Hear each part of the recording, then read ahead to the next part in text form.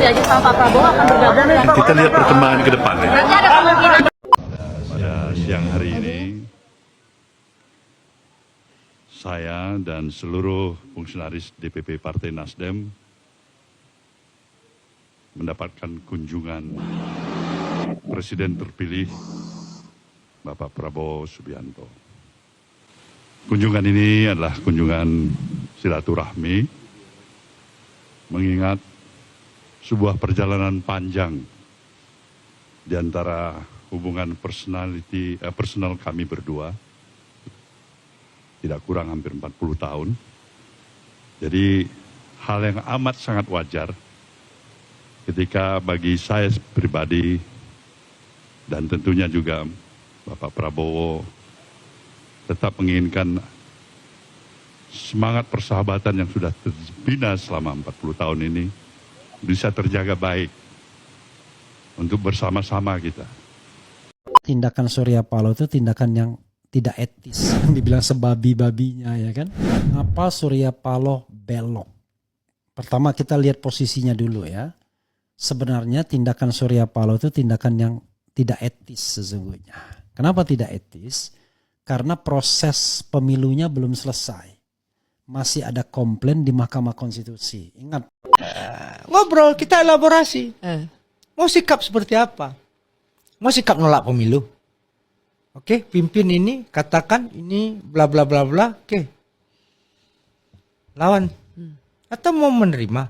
Karena ini bicara demokrasi. Democratic view. Mas Anies bilang ya kita tunggu sampai MK bang. Gitu. Yang pertama. Yang kedua. Bahkan untuk, kan Mas Anies juga ada statement ya. Kita juga ada statement. Kita komunikasi.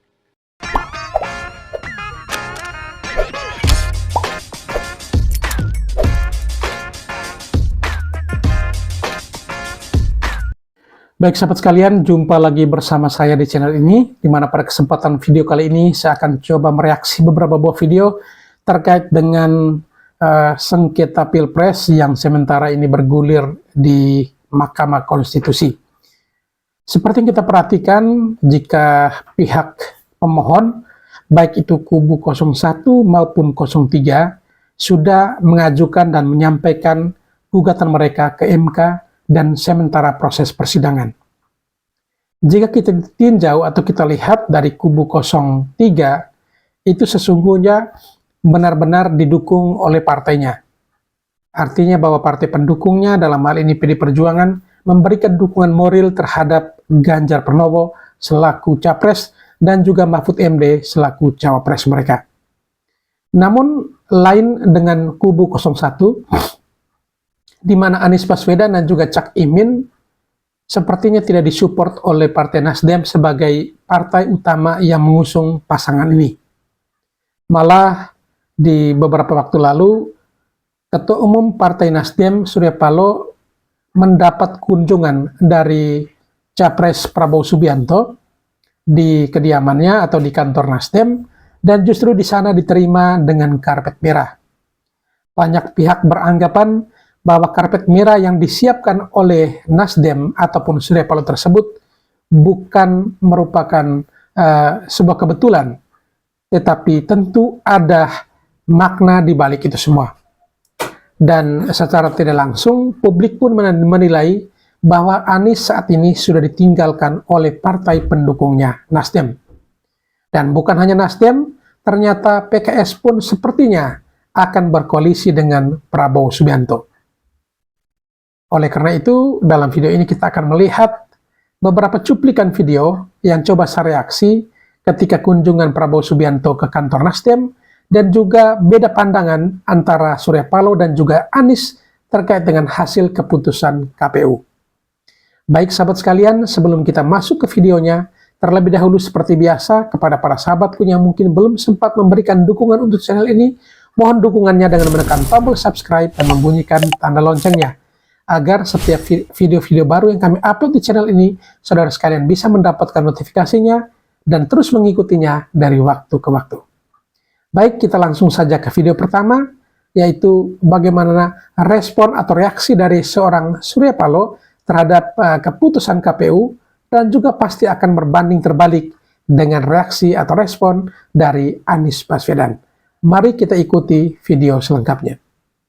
Selamat kepada Pak Prabowo, tentu bersama Mas Gibran yang sudah ditetapkan sebagai presiden dan wakil presiden terpilih. Kan nanti setelah Oktober kalau diajak sama Pak Prabowo akan bergabung ya. Kita lihat perkembangan ke depan ya. Berarti ada kemungkinan bergabung lagi sih. Itu 50-50 possibility-nya masih. Ya.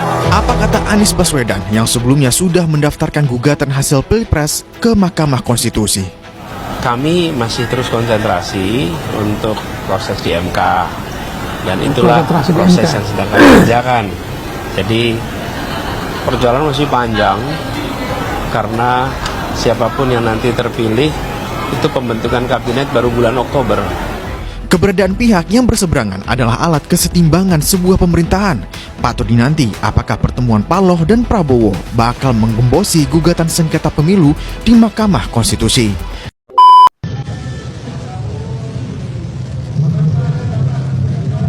Koalisi perubahan ditinggalkan, Nasdem gabung dengan Prabowo, ya pastilah. Selamat siang dan salam sejahtera. Semuanya. Nah ini cuplikan full ya. Saudara rekan-rekan pers yang saya hormati, pada siang hari ini saya dan seluruh fungsionaris DPP Partai Nasdem mendapatkan kunjungan Kehormatan. Presiden terpilih Bapak Prabowo Subianto. Kunjungan ini adalah kunjungan silaturahmi mengingat sebuah perjalanan panjang di antara hubungan personal kami berdua, tidak kurang hampir 40 tahun.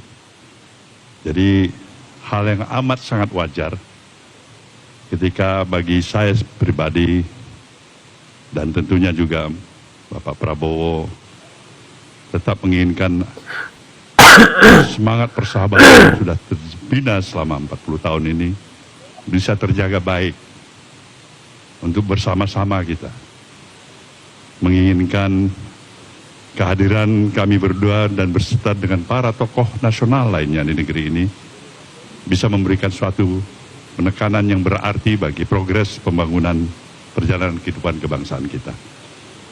Dan tentu kami mengucapkan sekali lagi selamat kepada Bapak Prabowo, tentu bersama Mas Gibran, yang sudah ditetapkan Menjadi sebagai presiden. presiden dan wakil presiden terpilih untuk hasil pemilu 2024 ini. Satu dan lain hal, kesempatan yang baik ini adalah kesempatan baik juga bagi rekan pers untuk bisa menanyakan apa saja kepada presiden terpilih kita. Terima kasih. Wabillahi taufiq wal hidayah. Wassalamualaikum warahmatullahi wabarakatuh. Terima kasih Pak Surya. Bismillahirrahmanirrahim. Assalamualaikum warahmatullahi wabarakatuh. Salam sejahtera kita sekalian. Shalom, Swastiastu, Namo Buddhaya. Salam kebajikan. Saudara-saudara sekalian dari media dan saudara-saudara yang sedang menonton dari jauh. Hari ini saya datang ke keluarga besar Nasdem untuk menyampaikan penghargaan dan terima kasih atas ucapan selamat yang disampaikan oleh Ketua Umum Partai Nasdem. Begitu Komisi Pemilihan Umum mengumumkan keputusan KPU menetapkan Prabowo Subianto sebagai presiden terpilih dan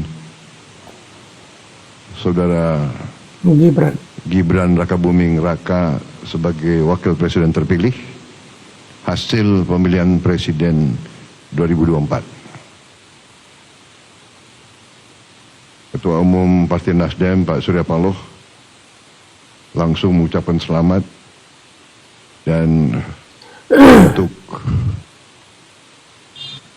menghormati ucapan tersebut saya datang dan diterima hari ini di markas besar Partai Nasdem. Saya kira makna daripada peristiwa-peristiwa ini semua adalah bahwa bangsa kita telah berkembang menjadi bangsa yang dewasa, yang matang, dengan sistem demokrasi. Sistem demokrasi bukan sistem yang mudah, apalagi di bangsa yang sebesar kita. Kadang-kadang kita tidak faham dan tidak sadar bahwa negara kita sangat luas, sangat besar. Jumlah penduduk keempat terbesar. Luas wilayah hampir sama dengan Eropa Barat. Dan kita memilih jalan demokrasi, dan kita melaksanakan pemilihan umum yang dianggap salah satu pemilihan umum dalam satu hari yang terbesar di dunia. Kita tentunya masih banyak kekurangan. Kita paham bahwa masih harus kita perbaiki sistem kita. Ya. Adalah proses pembangunan bangsa. Jadi saya sudah berkali-kali saya katakan, setelah saya pelajari beberapa kondisi geopolitik dunia, kondisi perkembangan geoekonomi dunia, saya berkeyakinan juga dari analisa-analisa banyak pihak bahwa Indonesia ini arahnya adalah akan menjadi negara yang kuat, yang makmur. Tetapi ada syaratnya. Syaratnya adalah bisakah elit kita, ya elit berarti unsur-unsur pimpinan, bisa tidak elit kita bekerja sama? Harusnya bisa itu. Tinggal dengan demikian saya berkeyakinan bahwa faktor kerjasama di antara pimpinan itu adalah sangat penting, dan ini yang dituntut oleh rakyat kita. Saya keliling selama masa kampanye, saya merasa getaran dari rakyat, saya lihat sorotan mata, saya lihat suasana rakyat menginginkan pemimpin-pemimpinnya rukun. Karena itu saya kira kita harus berpandangan bahwa pertandingan itu baik, persaingan itu bagus, kompetisi itu kita butuhkan. Rakyat perlu pilihan, kompetisi, persaingan, pertandingan.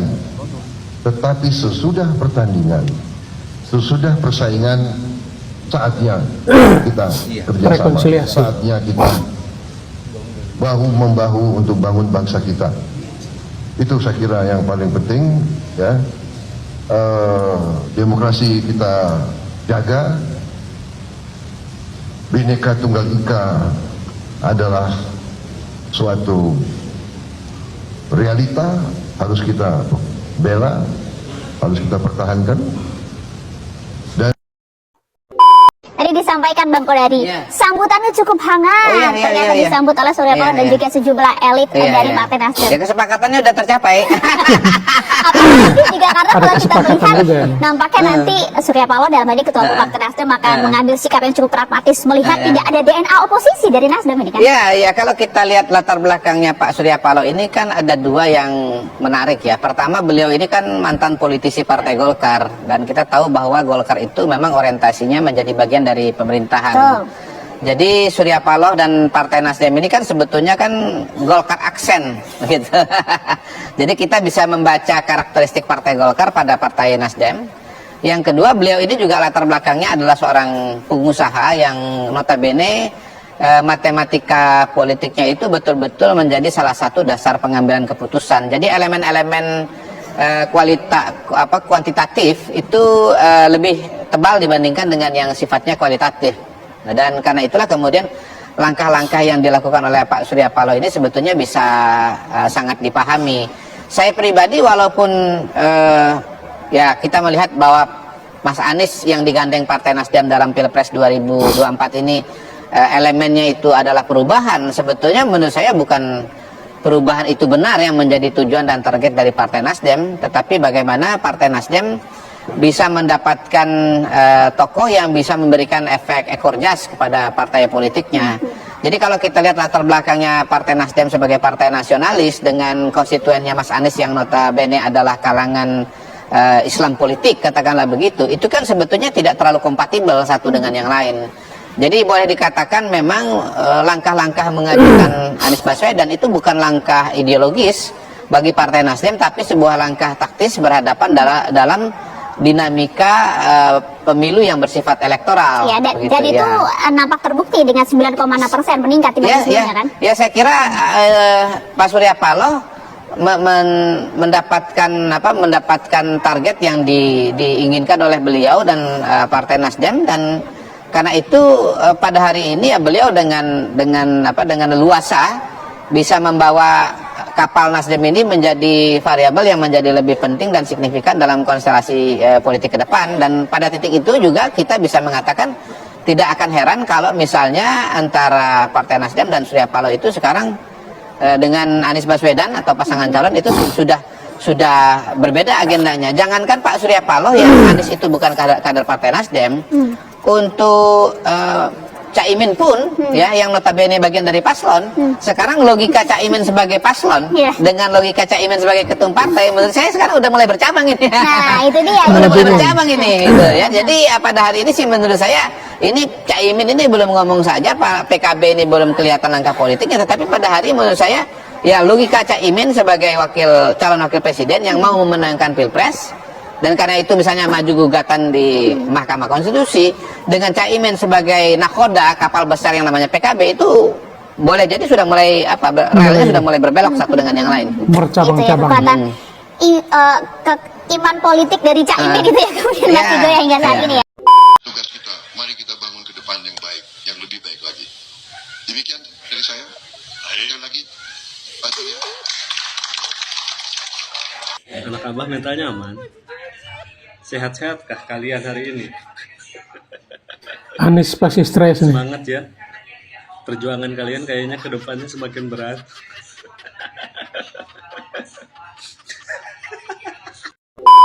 Usai Partai Nasdem, kini PKS menegaskan menerima hasil pemilu 2024. Hal itu diungkapkan Sekjen PKS Habib Abu Bakar Al-Habsyi saat ditemui usai rapat pleno penetapan hasil pemilu secara nasional di kantor Komisi Pemilihan Umum, KPU, Jakarta, Rabu, 20 Maret 2024. Abu mencatat bahwa suara PKS di DPR meningkat dari sebelumnya sekitar 8 juta di pemilu 2019, menjadi sekitar 12 juta di pemilu 2024. Abu mengakui bahwa sikap partainya pun tidak jauh berbeda dengan Nasdem, yang juga menyatakan menerima hasil pemilu 2024. Namun, untuk masalah Pilpres, PKS akan menyerahkannya ke Timnas Amin.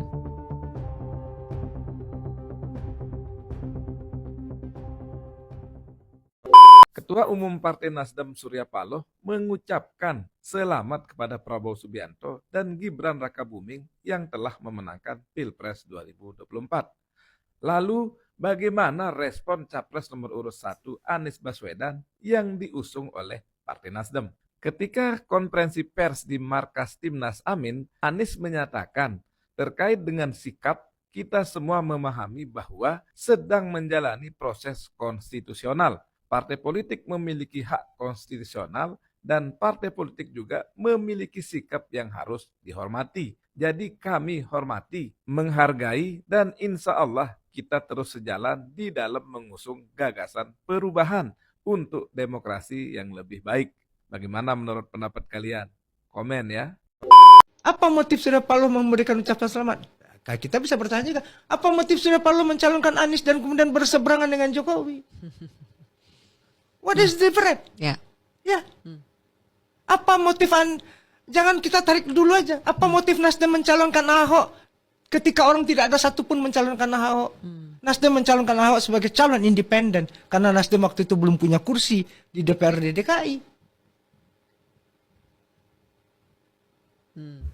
Jadi melihat sikap Surya Paloh adalah dia berdiri kepada sebuah fatsun politik yang namanya kepentingan yang lebih besar, kepentingan umum itu di atas kepentingan pribadi, kelompok dan golongan bahkan partainya sendiri. Jadi kalau ada yang menyebut ini demi bisa masuk ke koalisi, mendapatkan kue kekuasaan, levelnya di situ gak sih, Bang? Itu cecereme lah itu. Kak Zilvia, ngapain itu? Itu kan belum terjadi. Ini yang ada aja. Dua menterinya diminta sama Pak Jokowi ketika Pak Joni Plate, ketika Pak Sarul. Apakah itu diganti sama Pak Surya? Itu kan hak Nasdem. Pak Pratik datang ke rumah Pak Surya. Pak Bang Surya, Pak Presiden tanya siapa yang akan ganti ini. Nggak ada. Serahin pada, dari Nasdem tidak mengendorse siapa-siapa. Serahkan pada Pak Jokowi. Zilvia, ini bukan kelas Surya Paloh untuk bagi-bagi kue. Kan. Ini bukan politik hanya memuaskan hasrat nafsu sesaat saja, tidak. Jadi kalau ditanya Nasdem akan berada di koalisi atau oposisi, jawaban yang singkat tapi jujur, apa itu Bang Willy? Ya bukan prioritas bagi Partai Nasdem hari ini. Prioritas Nasdem adalah bagaimana stabilitas politik ini terjadi. Bagaimana gini, ada common obligasi, komitmen bersama. Komitmen berkontestasi itu suatu hal yang lumrah. Tapi komitmen untuk membangun sebuah negara bangsa dalam level high politik secara bersama-sama, itu yang harus dipertunjukkan. Dan itu nggak mesti di dalam pemerintahan. Jadi ketika ditanya, Pak Surya ditawarin menteri nggak? Ditawarin gabung nggak? Gimana dulu Nasdem ini? Dulu Anda yang pertama sekali mengusung Anies sebagai calon presiden. Nah, sekarang pertarungan belum usai, namun tiba-tiba Anda pula yang duluan mau ancang-ancang meninggalkan Anies Baswedan. Minta gabung koalisi dengan Prabowo Subianto. Memang KPU sudah mengumumkan siapa pemenangnya. Tapi kan masih ada satu proses lagi, yaitu proses gugatan ke Mahkamah Konstitusi yang saat ini sedang ditempuh oleh Anies dan Caimin. Ya sabar dong, jangan terlalu buru-buru gitu, kelihatan sangat bernafsu. Yang gentleman sikit lah. Sesudah semua proses selesai, ya kan? Sesudah gugatan di MK nanti ada putusannya dan Prabowo akan dilantik, baru di situ ngomong minta masuk koalisi. Ini belum apa-apa. Belum selesai lagi udah cabut duluan. Aduh. Yang setia dong jadi orang, Pak. Bagaimana ini jadinya? Kasihan Pak Anies. Nah, setelah kedatangan Prabowo, kemudian kan Anies datang beberapa waktu kemudian. Tapi sambutannya ini tidak sehangat waktu nyambut Prabowo. Apa udah dianggap Pak Anies ini udah nggak ada ini lagi, sudah tidak ada harga lagi. Jadi seperti Tidak ada apa-apanya. peribahasa ya, habis manis sepah dibuang. Aduh. Inilah dinamika politik hari ini. Di mana letak kesetiaan dalam politik? Tidak ada. Karena apa? Karena seperti dikatakan oleh para orang-orang tua kita, tidak ada teman abadi, tidak ada musuh abadi dalam politik ini. Yang ada hanya kepentingan abadi. Ya inilah yang kalian berikan contoh untuk kami-kami ini, rakyat-rakyat yang di bawah. Seperti inilah realita hari ini. Jadi buat kalian masyarakat, udah jelas kan? Gak perlulah terlalu fanatik kepada satu pilihan. Ini biasa aja. Memang seperti ini politik. Gak perlu terlalu sedih, ya kan? Mereka-mereka yang di atas saja seperti ini, ya, perbuatannya. Kenapa pula kita yang di bawah ini harus gontok-gontokan sama kawan-kawan sendiri? Nggak usah gontok-gontokan dengan keluarga gara-gara beda pilihan. Nggak usah. Cair aja, biasa aja. Dan kepada kawan-kawan ya dari Partai Nasdem, ya, harapan kami, berilah kepada kami contoh yang baik. Menurut saya ya tidak seperti ini juga lah.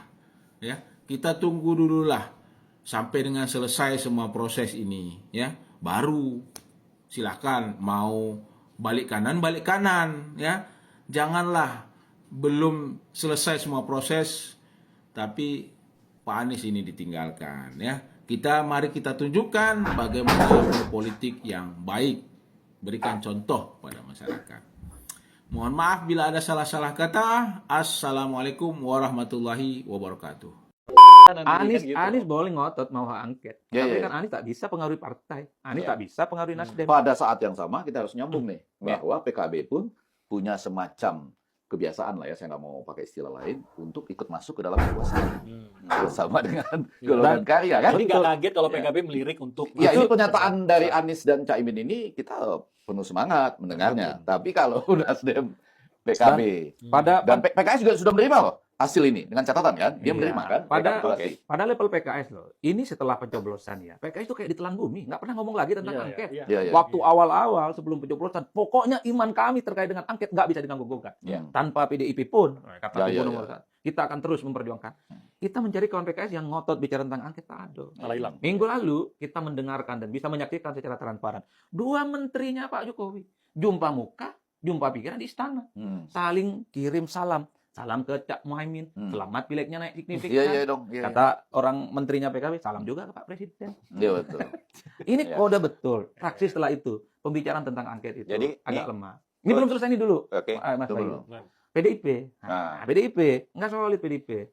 Waktu sidang paripurna pembukaan, ketika semua anggota-anggota fraksi yang ngotot angket itu muncul, yang mimpin sidang itu bukan Mbak Puan kok. Tapi wakil DPR yang lain. Mestinya kalau angket ini signifikan, dikawal itu bareng. Karena apapun Puan Maharani itu adalah ketua DPR yang mestinya bisa mobilisasi dari Partai PDI Perjuangan, ya kan?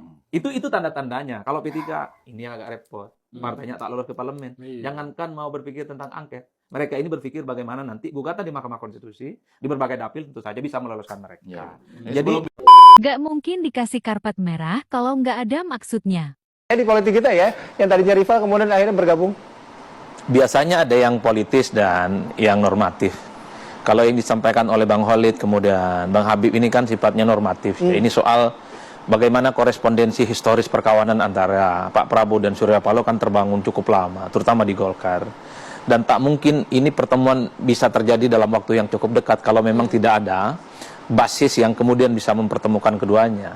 Baru kemarin Nasdem mengatakan selamat kepada Prabowo dan Gibran, besoknya kemudian datang berkunjung satu sama yang lain. Artinya apa? Sekalipun kedua sosok ini saling berkompetisi di Pilpres, tapi bangunan komunikasi itu pasti dibangun oleh jejaring-jejaring politik di bawah. Karena tidak mungkin mempertemukan dua tokoh penting yang saling berkonfrontasi sepanjang Pilpres dalam waktu sekejap. Politik kita nggak bisa kun payakun, Pak. Ada satu prakondisi yang harus mempertemukan tokoh-tokoh kunci, para veto player ini untuk menyampaikan pesan apa? Rekonsiliasi politik. Pesannya apa? Islah politik. Pesannya apa? Politik yang tentang gotong royong. Ini hal alamiah ya. Dan sepertinya kenapa pada level segi Pak Prabowo ini luar biasa. Sebagai presiden terpilih mendatangi partai yang jelas-jelas berbeda. Tapi kedatangannya itu untuk menurut saya sekaligus untuk memberikan ucapan terima kasih atas ucapan terima kasih yang diberikan Surya Paloh atas kemenangan Prabowo. Responnya gitu ya. Jadi terima kasih di atas terima kasih sebenarnya. Bisa Anda bayangkan, Bayu dan Saira, bahwa presiden terpilih rata-rata itu hanya duduk diam. Mereka yang di luar itulah yang kalah sebenarnya ingin mendatangi. Tapi Prabowo mencoba untuk melakukan hal yang berbeda. Pemenanglah yang menyambangi mereka satu persatu. Yang kedua, kita tidak bisa menutup mata. Ini pasti ada sesuatu yang sifatnya politis. Ketika ada tawaran soal bergabung dengan koalisinya Prabowo dan Gibran, ya bagi Nasdem jawabannya 50-50. Mungkin orang Jakarta 50-50, 50-50. Bagi orang Madura 50-50 itu 80-20. 80-nya oke, 20-nya nanti dulu. Nanti dulu itu adalah ingin menjaga perasaannya Pak Anies, perasaannya Muhaimin, perasaannya kawan-kawan kita di PKS, karena saat ini sedang berusaha untuk mencari jalan keadilan ya, untuk mengungkap persoalan-persoalan kasus. Tapi sebenarnya hilalnya sudah ada sebenarnya. Padahal 80%-nya, padahal 80%-nya itu sudah mantap sebenarnya. Tinggal nunggu kalau sudah ada putusan dari MK, apakah jalan keadilan ini buntu atau ada what's next yang bisa didapatkan. Sepertinya itulah kemudian Nasdem akan memutuskan. Inilah yang saya kira nggak mungkin partai seperti Nasdem ini secara eksploratif memberikan karpet merah kepada Prabowo dan Gibran kalau tak ada syai'un di situ. Tindakan Surya Paloh itu tindakan yang tidak etis, dibilang sebabi-babinya ya kan. Apa Surya Paloh belok? Pertama kita lihat posisinya dulu ya. Sebenarnya tindakan Surya Paloh itu tindakan yang tidak etis sesungguhnya. Kenapa tidak etis? Karena proses pemilunya belum selesai. Masih ada komplain di Mahkamah Konstitusi. Ingat Pak Jimli saja mengatakan ya, harusnya omong-omong soal koalisi dan lain sebagainya itu kalau memang sudah menang, tidak ada lagi perkara. Kan ini masih ada perkara yang bisa saja kemudian mengubah putusan KPU. Bisa saja, why not? Tidak. Terus itu satu. Jadi belum selesai. Dan yang menggugat itu adalah pasangan calon yang diajukan oleh Nasdem sendiri, Anies Muhaimin. Jadi menurut saya tidak elok lah ya. Nah, yang kedua ya menurut saya adalah pemilu ini kan ditengarai adanya kecurangan yang luar biasa. Orang sekelas Surya Paloh nggak mungkin nggak paham itu. Soal gentong babi yang dibilang sebabi-babinya ya kan. Kata Effendi Ghazali ya. Mengenai pork barrel ya. Itu. Jadi itu yang harus dipahami bahwa pendukung Anies Muhaimin menganggap pemilu ini curang. Masa Nasdem tidak tahu? Pasti tahulah. Oke, itu tidak etis sesungguhnya. Terus kemudian dianggap Partai Nasdem berkhianat. Naif menurut saya kalau ada orang mengatakan itu. Kami berdarah-darah menemani Anies Baswedan dalam perjuangan itu. Sangat tidak bijaksana menurut saya kalau kemudian pernyataan Ketua Umum Partai Nasdem menerima hasil pemilu dan memberikan ucapan kepada pemenang, terus kemudian dianggap Partai Nasdem berkhianat. Naif menurut saya kalau ada orang mengatakan itu. Kami berdarah-darah menemani Anies Baswedan dalam perjuangan itu. Saya tidak terima kemudian dikatakan seperti itu. Kami punya kepentingan, partai politik punya kepentingan yang harus juga kami jaga. Ini harus dipahami oleh teman-teman yang ada di relawan. Aman ya, lucu banget melihat hasil pemilu. Yang mendukung mencalonkan udah mundur satu langkah, tapi yang dicalonkan didukung masih kekeh pengen menggugat. Ini demi demokrasi yang baik atau biar bisa lunasin utang ke Yusuf? Kalah! Kan jadi nggak aman konten gua. Saya harus akui kehebatan seorang tokoh nasional, seorang negarawan, seorang politikus sejati. Bang Surya Paloh, dia ikut bertanding, dia ikut membawa suasana yang sangat demokratis, yang sangat adem, walaupun yang didukung kalah, tapi mengakui kekalahan. Itu hebat. Bang Surya Paloh sudah mengakui kekalahan dan mengucapkan selamat kepada Bapak Prabowo Subianto. Gitu dong. Jadi contoh masyarakat, biar masyarakat adem, bukan demo, ujung-ujungnya makzulkan Jokowi. Gimana sih lo? Gitu dong, kalau memang curang, pergi tuh ke MK, daftarin ke MK. Nggak usah demo. Gitu ya. Terima kasih ya, Bang Surya Paloh alias Bang Bewok.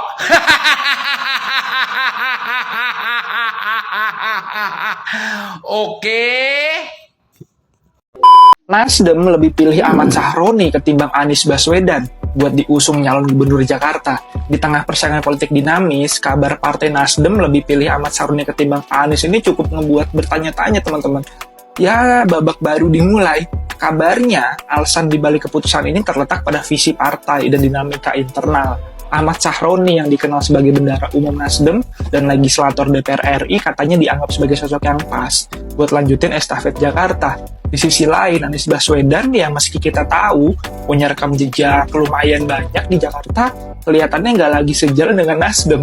Lalu, jika benar terjadi, akankah ada yang mengusung Pak Anies? Akankah Anies menjadi oposisi?